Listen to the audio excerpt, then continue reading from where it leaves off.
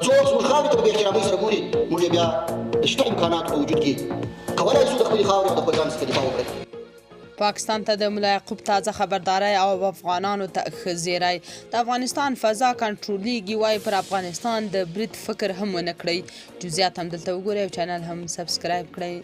دوه هغه مسایل چې نن سبا طالبانو او په ټوله کې هر افغان ته جدي دي، یو یې د هوایي حریم کنټرول چې اوس پکې د امریکا بي پیلوټ الوتکې ګرځي، او بل د پاکستان سره جنجال دی، ښکاري چې طالبان یې حل کوي.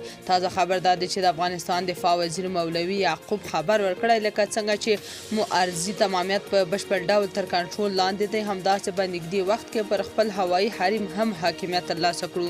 مولوي یعقوب مجاهد چې نن یې کابل کې د کورنۍ چارو وزارت په تالار کې د درې ګونو امنیتي او دفاعي ځواکونو ستاین غونډې ته خبرې کولې، وویل که هر څوک خاورې ته په سپکه وګوري نو د شته امکاناتو په کارونې به ورته ځواب وویل شي. ښاغلي مجاهد چې مخامخ اشاره ځینو بهرنیو هیوادونو ته وویل یوازې د خپل امیر اطاعت کوو او د هیچا فرمایشات نه منو. هغه وویل ګاونډي هیواد کې چې ناامني ډیره شوې او د یاد هیواد حکومت د خپل خلکو او هیواد امنیت نیولو کې پاتې راغلی، نو اوس د دې لپاره چې خپله کمزوري پټه کړي او خپل ملت وغولوي نو پر افغانستان بې ځایه الزامونه لګوي. د ملا یعقوب په خبره چې افغان حکومت هیڅ وسلوالې ډلې ته د فعالیت اجازه نه ورکوي او نه هم غواړي چې د چا پر ضد وسلواله ډله وروزي، خو ورته هیله له ګاونډیانو هم لري چې د افغانستان پر ضد د شریرو ډلو له ملاتړه او روزلو لاس واخلي. ملا یعقوب وویل که چیرې کوم هیواد پر افغانستان په دې پلمه برید وکړي چې ګنې دلته مخالفین شتون لري، نو دا به ورته بدې پایلې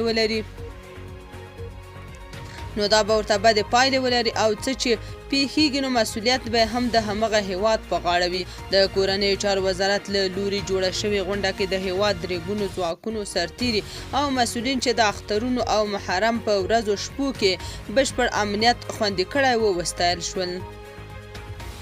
تاسو په دې اړه څه نظر لرئ؟ کومنټ کې شریک او چینل هم سبسکرایب کړئ.